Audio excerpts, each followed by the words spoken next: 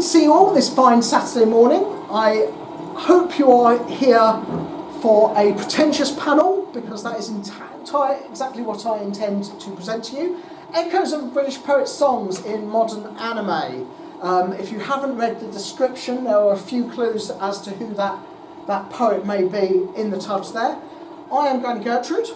At the end of each section, there will be an opportunity for questions. I might keep that quite short, depending on how the clock is looking, to be honest with you. But there will be the opportunity, so please wait for those breaks. That will be quite obvious because the screen will go black, and at which point I will probably shut up momentarily. Don't fail me now. There we go. The poet is, of course, one William Blake. Are most people here aware of the poet William Blake and his works? Okay, at least heard of him. Some 250 years ago he was born. He was a tradesman by trade. He was actually an illustrator and engraver. He wasn't a professional poet. Quite the reverse. I am mentioning his marriage to Catherine Boucher largely because it doesn't always get focused on, but what he produced was collaborative with his wife. His words, the poetry, were his, but she worked with him avidly on illustrating them and compiling his works. It was a collaborative effort during their marriage, and she did survive him. There's a lot of William Blake's works that unfortunately were destroyed following his death. This was not just unpublished work, so we don't have any of the tragedies he wrote. He wrote, by his own records in his diaries, he wrote at least 12 tragedies in an order of magnitude similar to Macbeth. All gone. There's a bunch of stuff that wasn't published that did survive, and there's a bunch of stuff, especially anything where there was any form of eroticism, that the main person who was taking care of his estate destroyed it after they became one of the radical Christian sects. He joined them, went back over William Blake's works and went, oh, this is a bit naughty, and destroyed a whole bunch. So a lot of his stuff hasn't survived. Depending on your awareness of the time period in which he lived in, he was, of course, in the Romantic era, being born in 1757. But wait, you say, wasn't the Romantic era a bit earlier than that? Remember, maybe in Italy and France, but in terms of cultural development, Britain was generally a little bit behind the clock. The Romantic era for Britain was about 50 years after the Romantic era everywhere else in Europe. So we are talking the era of Wordsworth, Coleridge, Keats, Byron and Shelley. As a poet, William Blake was surely friends with these people, right? No, he was not. In fact, they largely they either didn't know about him, held him in contempt, or had pity for him. Wordsworth is on record as saying, "Alas, the poor man is quite insane, but I'd rather read the words from his mad mind than any of the empty nonsense spouted by Byron." I don't have a lot of praise for Wordsworth, but at least he understood the pecking order. That's a backhanded compliment. Poets, incredibly catty, lots of beef between them. So, who was William Blake associating with? The likes of Mary Wollstonecraft, Godwin, Flaxman Linnell. Mary Wollstonecraft is possibly the name you'll recognise. The inspiration for the suffragette movement. Something that I don't think comes up hugely often certainly in English lessons about William Blake. He actually was a queer rights advocate and a women's rights advocate. He did a bunch of illustration for Mary for free to try to advance that movement. didn't go too well. You may be aware of that. But yeah, Mary is what the suffragettes built on many years later. It is also the time of the American Revolution, the French Revolution, and big deal here for Blake, the Industrial Revolution. So that is the backdrop for the works that he is putting out. And even if you don't think you know William Blake, there is one of his works that I am confident everyone is aware of. And this is because we actually use this to generate free electricity for us. Yes. Every Sunday we generate electricity from this particular work.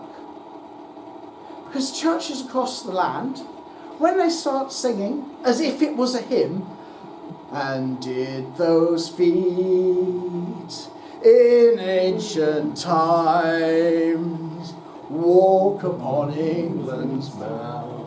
Yeah, okay? As if it was a hymn. And as these people in his churches start singing it, in his grave, his corpse starts revolving, spinning and spinning and spinning, and hooked up to a turbine, suddenly free electricity is produced for us. It's not a hymn, folks. The Church of England actually admits it's not a hymn. So what happens there with what we now call Jerusalem, that's not its title. Sir Hubert Parry, back in 1916, World War I, recruitment was coming to a halt. People just weren't feeling patriotic enough to go and die in the trenches. Awful, I know. So they went and looked through a whole body of work by various people, and this guy set them to music to try to make adverts to arouse people to go and sign up for the war effort. And Parry actually said, we really shouldn't pick this one, because look, if you actually read the words, it's not saying what you people seem to think it said, but nonetheless, it became an advert for the war effort. Elgar rescored it, and it became a massive hit. And if nothing else, this teaches us that when people complain about the loss of media literacy nowadays, I'm sorry, it's not a new thing. 100 years ago, there was still a negligible amount of media literacy. People were not actually thinking about what they were reading and hearing. And it is not from Jerusalem, Emanations of a Giant Albion. It's from a different one of Blake's prophetic works, Milton, A Poem in Two Books. It got renamed to Jerusalem, I think, along with the rescoring by Elgar. That's right. Yeah. That's correct. Yeah. Hello? Was Blake a Christian? Not as you and I would understand it.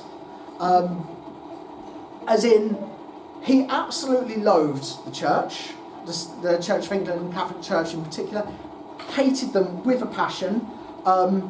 And lots of his poems, lots of what he's on record saying is frankly completely blasphemous. So here's some quotations.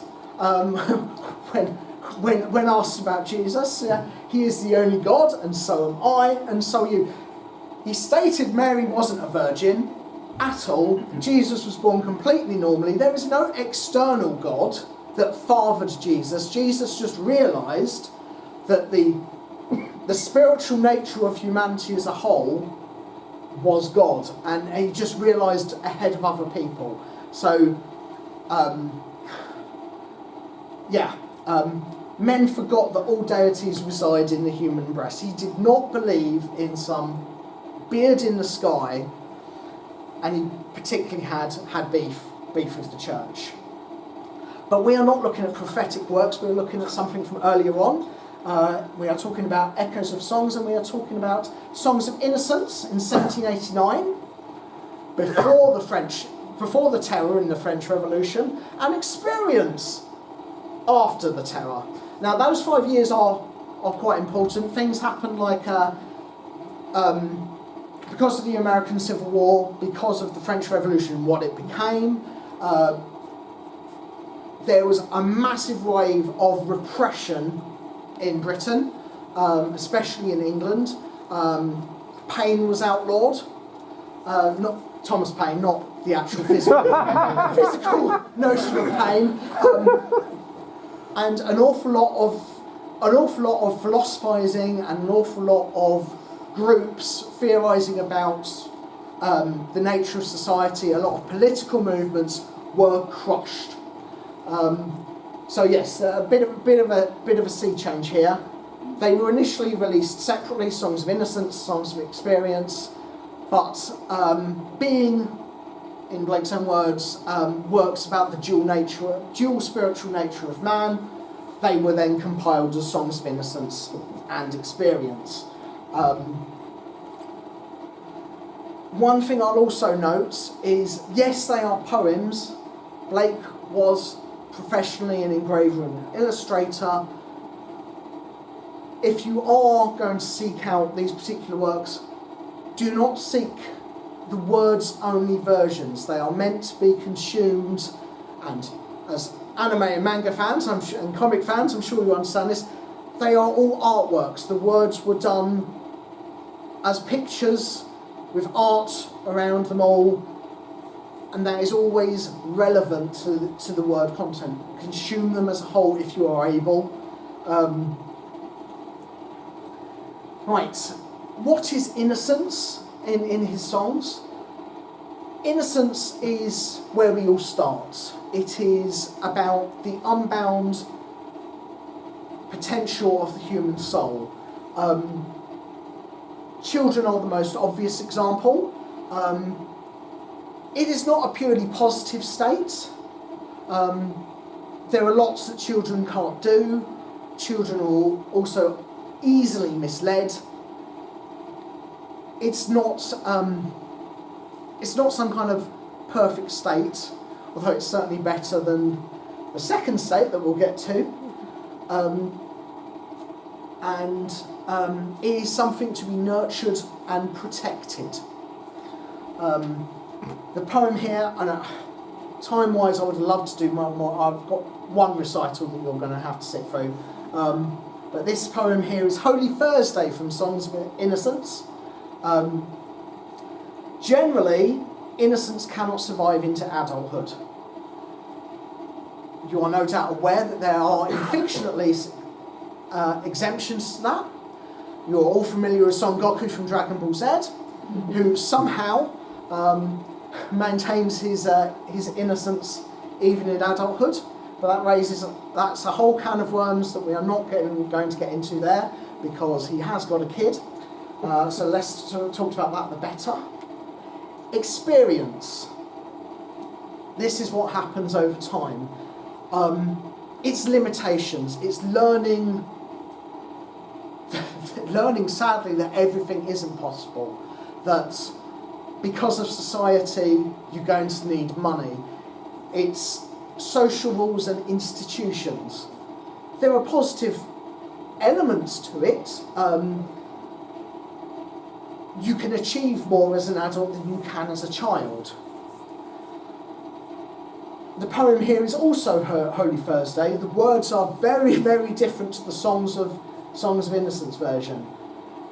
And experience, we're not talking good and evil here, but experience, going too far into the state of experience, whether you get mired into it or even worse, the nadir state, where not only are you in a state of experience, but you want to drag other people as far down into experience and depression and restrictions as possible, that is evil. It is the imbalance that creates evil. And I'm going to look to another British visionary, who is also sadly passed, Sir Terry Pratchett.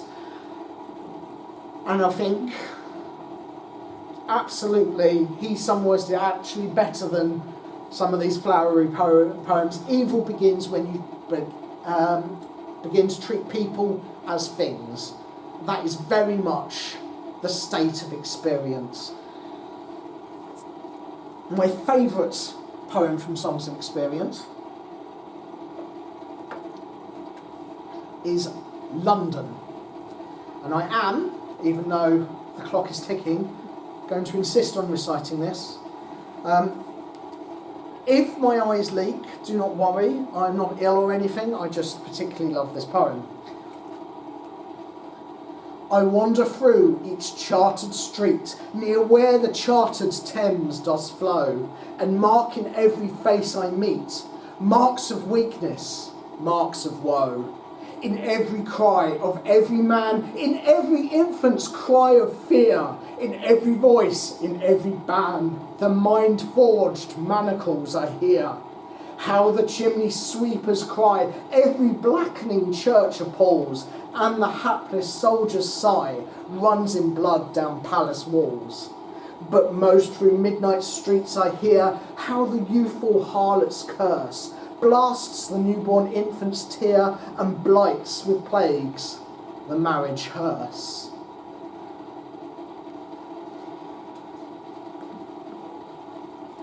It's, yeah, I think it has everything about experience in there. Hope is not lost. There is also what could be termed as higher innocence. And the idea there is that you're an adult, but you managed to find balance again. So you bounced down into society, you've had all these shackles put upon you, but somehow you managed to still retain joy in simple things, in nature, in the happy sounds of children, as difficult as that may be for some, and you managed to bring the positive aspects of innocence and experience together in yourself in harmony. It is an aspirational state. It is not something that is entirely possible. It's not something you can maintain forever. Figures in fiction that have achieved it or something near it are quite rare. We have Uncle Iroh faintly in the background there from Avatar. But actually, if you want to feel jealous of any fictional character and the state of higher innocence, then may I humbly recommend to you Bluey. This is a work of art. If you haven't watched it, either because you don't have a small child or you just haven't encountered it for whatever reason, I do heartily recommend it to you. If you ever want to be jealous of a cartoon dog, this is the show for you. I agree. I have to heavily agree, actually.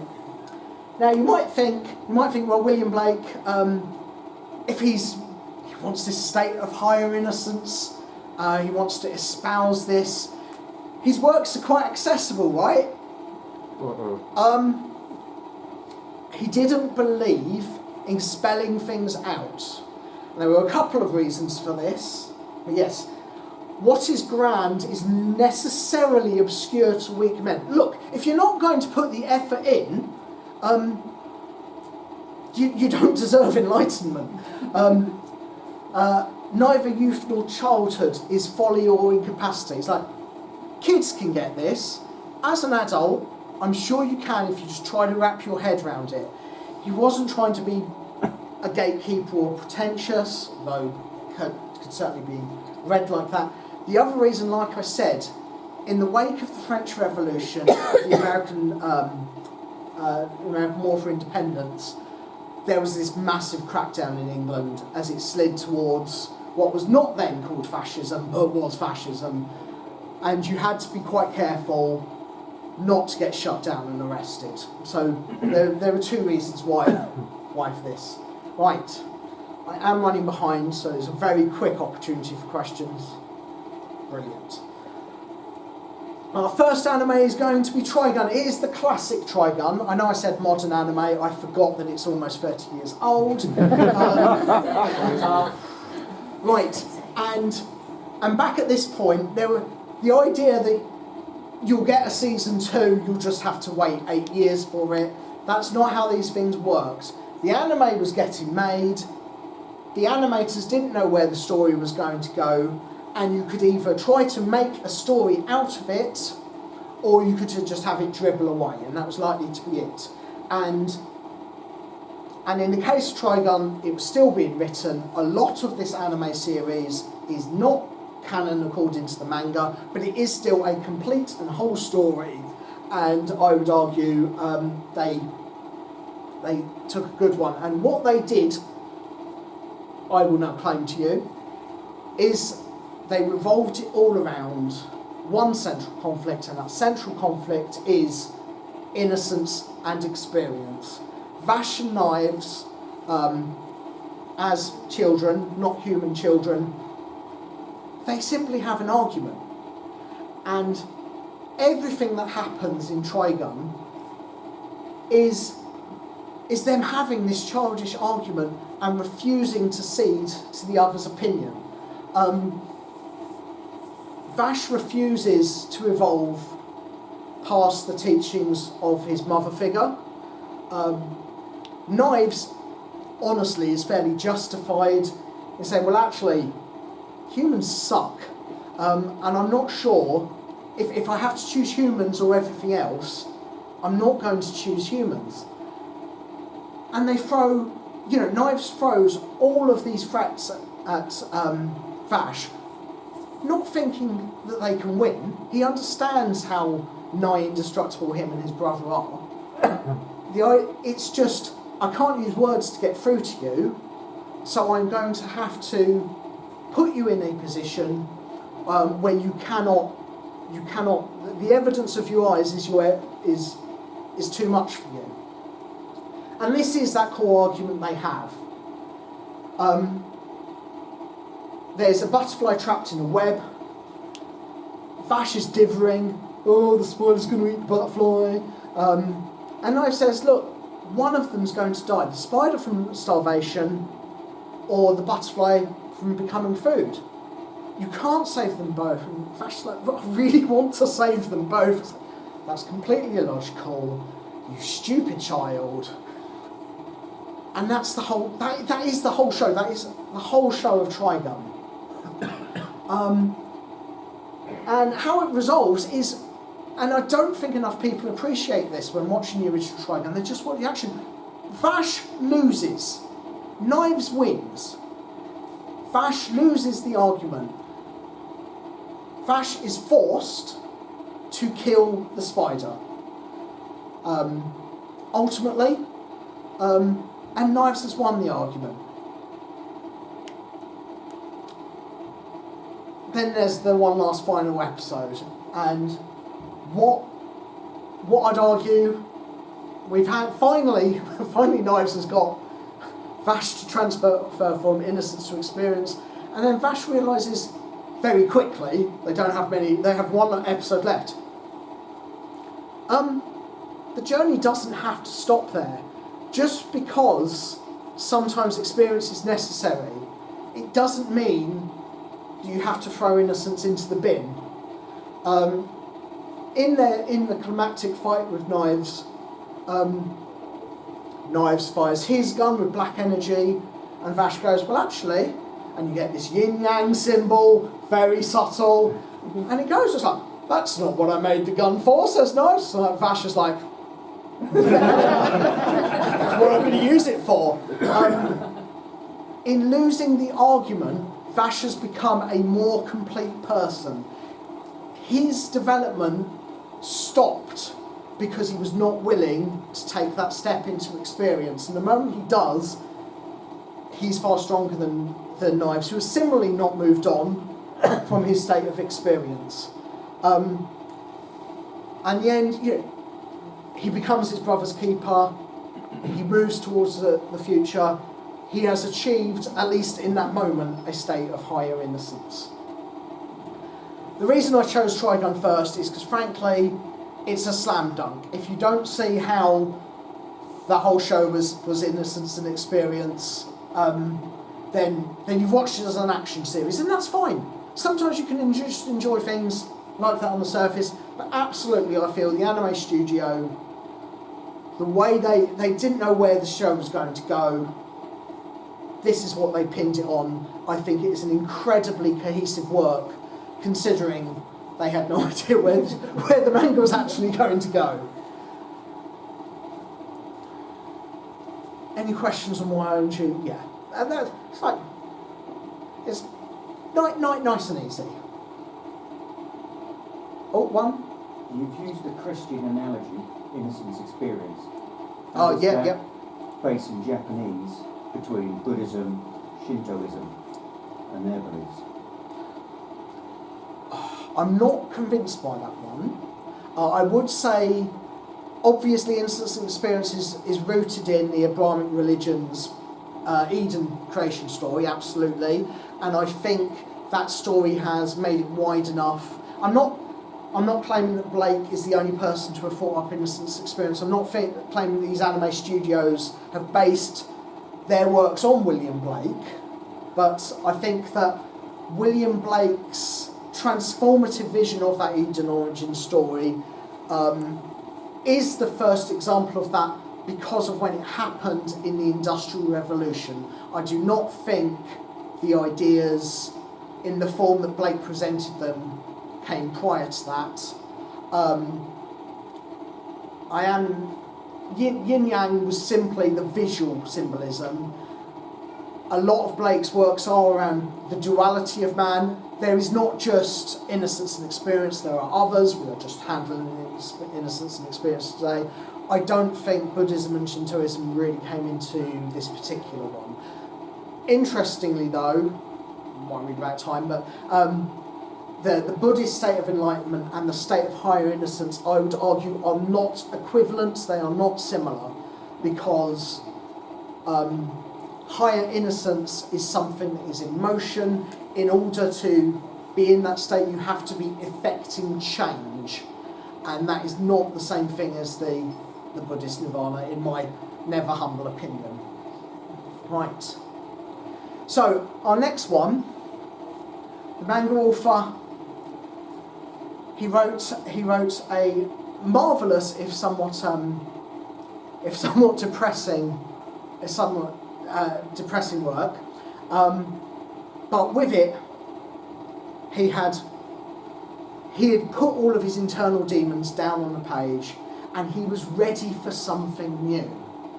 Rather than, he wrote Oyasumi Punpun, which is not the most upbeat and optimistic work, but he had put his demons out there and he felt refreshed, and he looked at something, an anime called K-On! And he was like, you know what, after writing Oyasumi Punpun, I want to write something nice and upbeat and happy, just like K-On! I really respect this. How did you come up with this wonderful healing show? So I'm going to make my own wonderful healing manga and show. This is what came up. This was my You Ought to Watch from last year. It's called He Exercised the Demons with Oyasumi Punpun, and he called this Dead Demons, Destruction. So, absolutely inspired by K-On!, I promise. Just like K-On!, this is the list of trigger warnings for Dead Demons, Destruction. I am not exaggerating. This is, unlike Trigun, this is not the easiest watch, okay? It is a fantastic manga, it is a fantastic anime adaptation. I highly recommend it if you are in a safe mental space. Important disclaimer. So yes, the whole thing, so the author went in with innocent intentions, and as we can see, that didn't last very long. Unfortunately, his demons returned to haunt him. I would say it does end more optimistically than Oyasumi Punpun did. So, in Dead Demons, we look at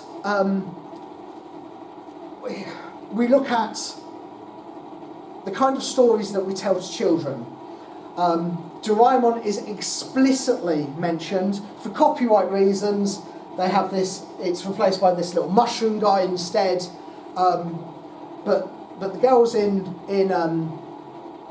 when they're younger, they find this little guy, dress him up like a mushroom to conceal him, and he gives them, just like Doraemon, like I said, it is explicitly later stated, no, this is Doraemon, the kind of toys and gadgets and powers that are way beyond the possibility of human technology. And unlike in Doraemon, actually what happens is, well, you saw the list of trigger warnings, right? Yeah. Actually, if you gave a child a fully automatic machine gun in real life that they were strong enough to fire, that doesn't become an uplifting tale. Unlike unlike Bluey and the like, unlike Doraemon. So this is this is one way that innocence experience is expressed in this. It's a lot more than that. Is one thread. Okay. It does include genocide. Now, there are aliens in it. There are no aliens in this. It is an allegory. I firmly maintain. You discover that they're not aliens. They went away for a bit and they've come back. They've heard that there are these other animals here, and they say, oh, maybe we can keep them as pets. And they're smaller than us. They're weaker than us. They have this amazing technology and everything, but they are not in a state of experience.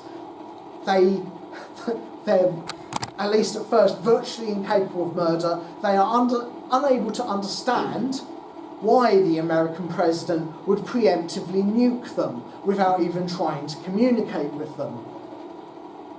The author is not a Trump fan.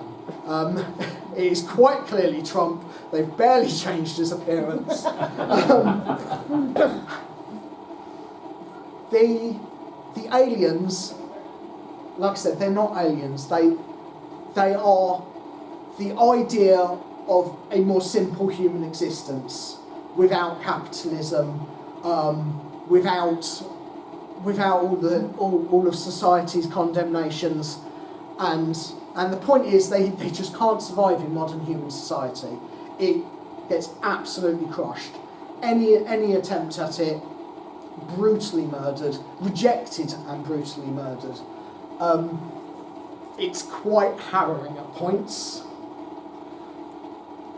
It is a coming-of-age story. Do not mistake innocence and experience with coming-of-age. There are ties, but coming-of-age is generally a celebration of adulthood and maturity. Innocence and experience doesn't celebrate that transition. It's quite an subtle metaphor. These girls, obviously, later in life than when they meet the little alien and have him give them amazing super weapons, they're ready to graduate school, and there's this massive alien craft overhead. They don't know what it's there to do. They don't know anything about it. It is their future looming overhead, and we're going to leave school. What the hell is going to happen next? School cannot prepare them for adulthood, not really. You do not know how, as you move from innocence and experience, you do not know how that is going to change you as a person. And last but not least, there are more themes in this than this, but these are the four primary innocence and experience threads in this anime. Parenthood. The dad of the main character does get the chance to actually turn back the clock effectively in a kind of Steins Gate kind of way, and be a better dad. And I mentioned earlier innocence. The nurturing of innocence is very important. Parenthood is a key part of that.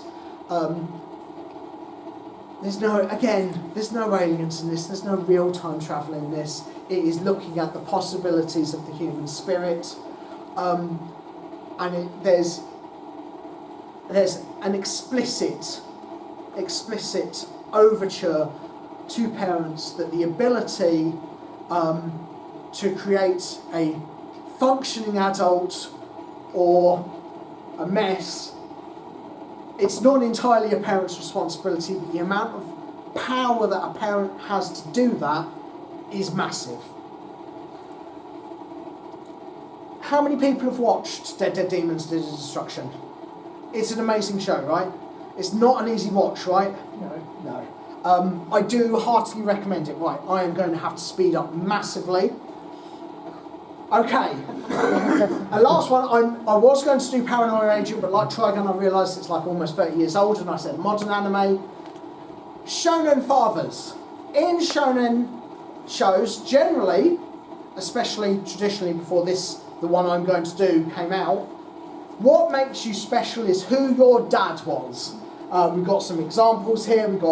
We've got Bleach, Naruto, and Dragon Ball Z. Who your dad is makes you special. But this particular manga put that on its head. It's not your dad that makes you special. It's the father figure that makes you special. Wow.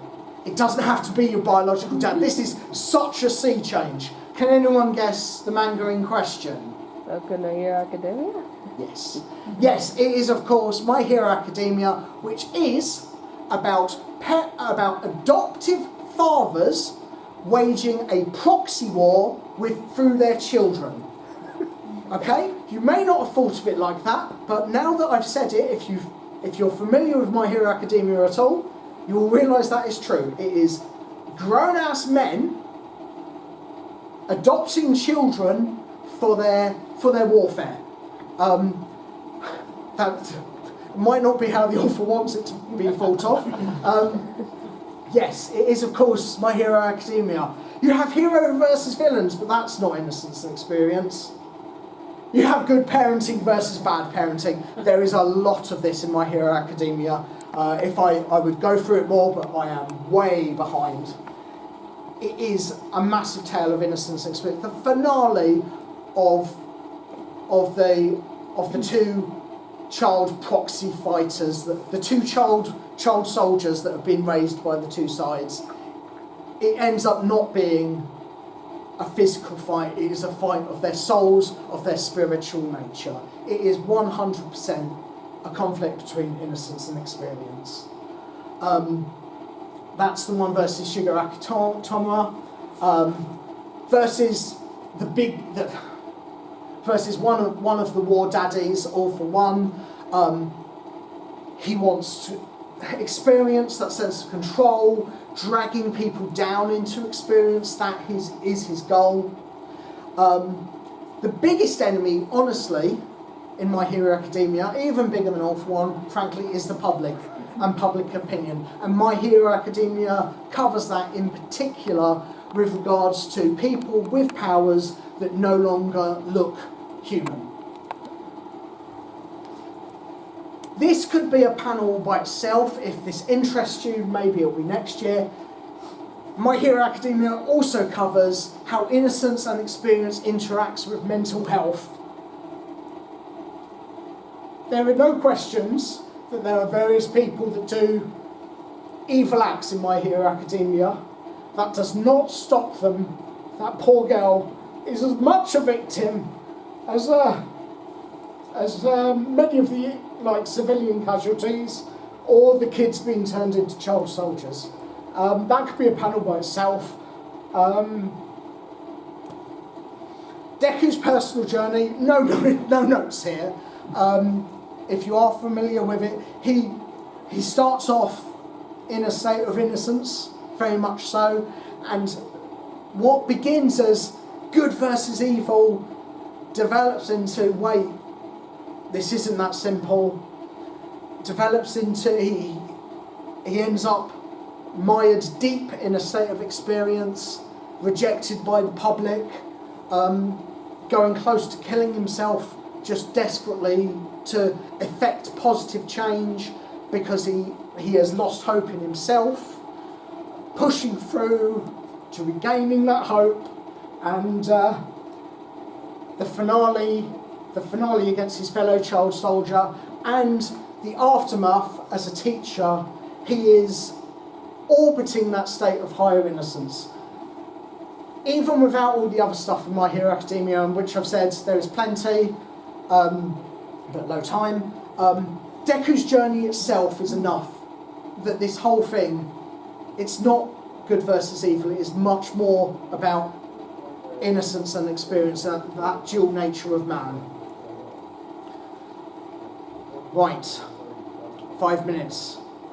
Third of the presentation left to go. Get it. Find me afterwards. There's plenty of things. And this is a topic I'll happily talk more on. The magical girl's entire subgenre. If you did not guess that there is innocence and experience in the magical girl genre, then maybe you haven't watched any magical girl show ever.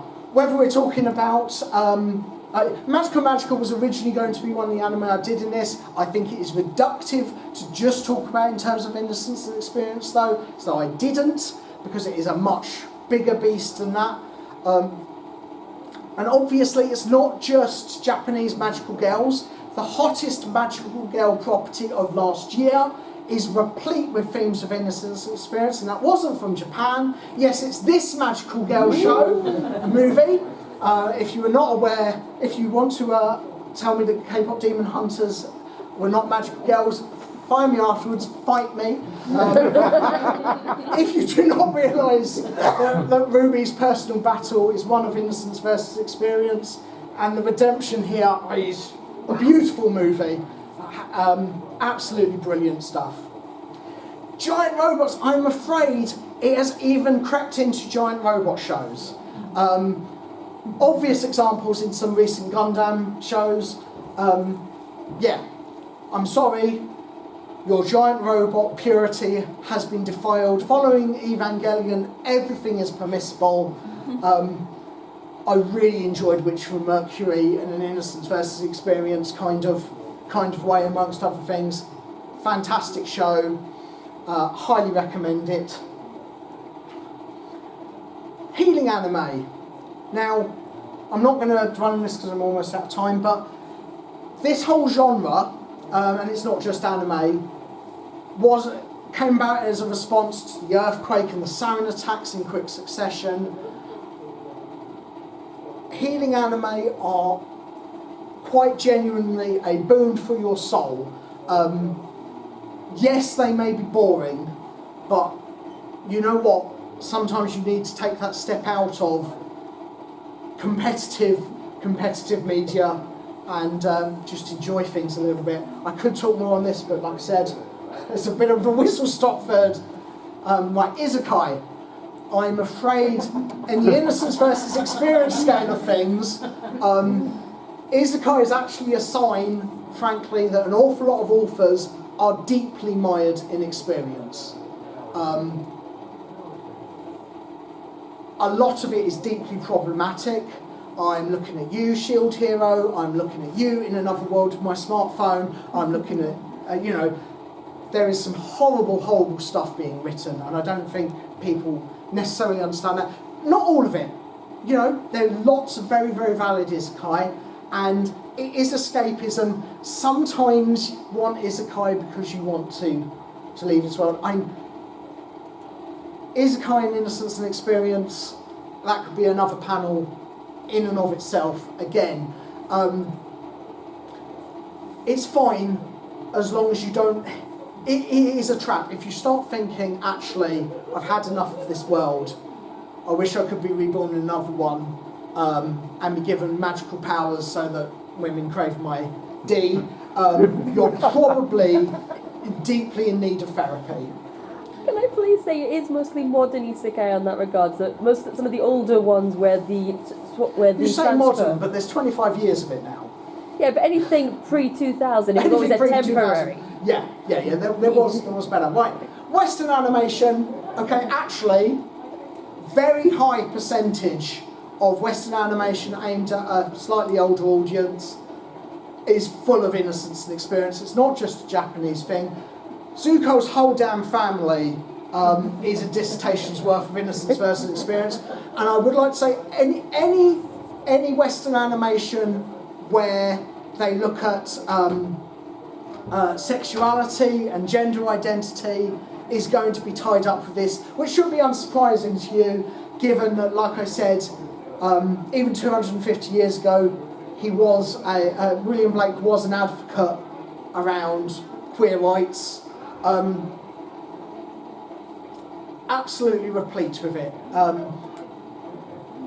Anything involving heaven and hell, good and evil being turned on its head. Like I said, good and evil and innocence and experience are not the same thing, and the way they often get turned on their head is commensurate with discussions around innocence versus experience. There is one particular show which there is zero subtlety here, okay? So I say Trigun is a fairly easy one to see the themes. Centaur World, it is front and centre, okay? This particular song, where Mama Wink says, "We should stay here where we're safe and nothing ever changes," versus "you have to take personal responsibility for yourself and fight." 100% an argument, innocence versus experience, and it comes up again and again and again. If I don't know, if that response didn't break you at the end of series 1, then I don't know, maybe you weren't paying attention. It's harsh, it's brutal, frankly. Centaur World overall, if you were to give it an overall, would I recommend it? The first half of season 2 is pretty damn, but there's a lot of good in there. Right, even though I'm out of time, right. Does any of this actually matter? It's all very good to talk about, well, this poetry from 250 years ago, these themes are still coming up in modern media including anime. Yes, it is important. There are various ways in which it is important. Damaging the state of innocence in children has been explicitly proven to harm them. We are failing people when we fail to nurture their innocence. It's as relevant now as it was when he was writing Holy Thursday, which is exactly on that topic. It doesn't mean you personally have to look after children, but please don't, actively hurt them. And lots of people and lots of businesses and lots of organisations do that. Is it really relevant? I mean, does this sound familiar to you? Governments shifting to the right. There's this new transformative technology that crushes creativity without any regard to the human spirit and the natural world. Media control, denying the existence of wars of ethnic cleansing and genocide. Government pushback on rights, freedoms of identity. Am I talking about William Blake's era, or am I talking about right now? Yes. The answer, of course, is yes. It's not either.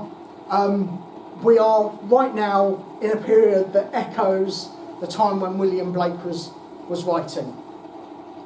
So yes, I do think this is a topic worth discussing. You might have guessed that quote was about to come up because George Santayana was then there in the background. There are many, many versions of this particular quotation. That's because the original words are in Spanish and translators take liberties. That's the version that I personally like. We should be aware that humanity has fallen into these traps before. Why are we doing it again? Okay, now these are not necessarily, everything earlier in this panel is a recommendation.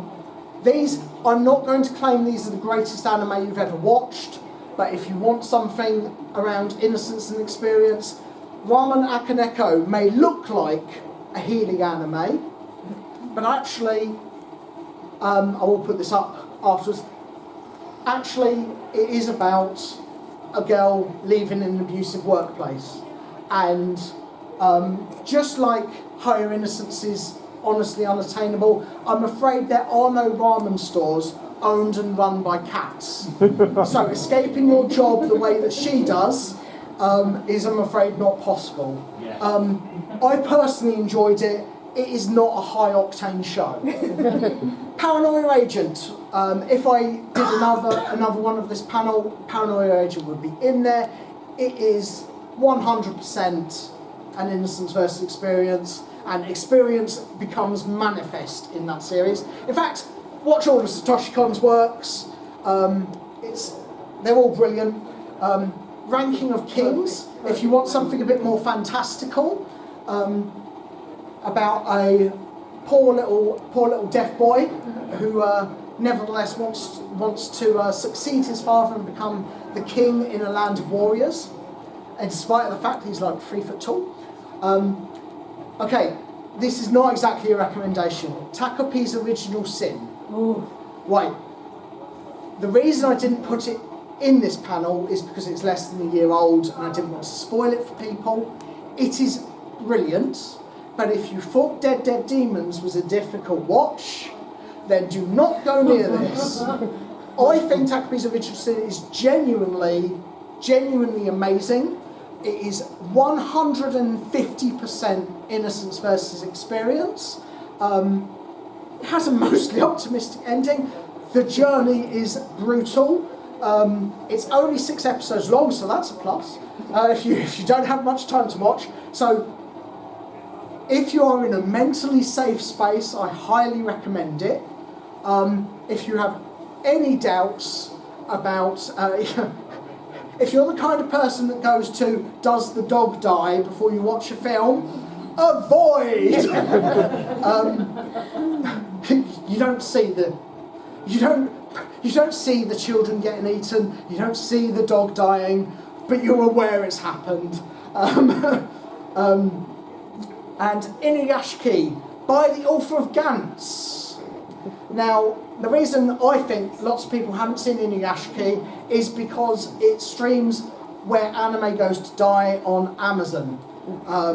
Some years back now, a young man and a very, very elderly man get killed by aliens who are basically drink driving, go, we better cover it up, we'll bring them back to life, oh, we haven't got any civilian models, we'll make them military grade, they'll never know. And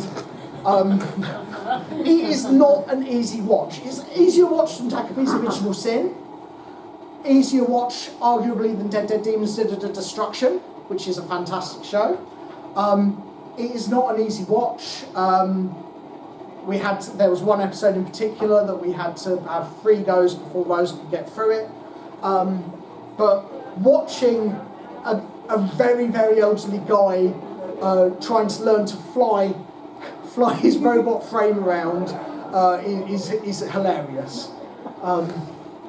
They all have, as a key theme, not a sub theme or an assisted theme.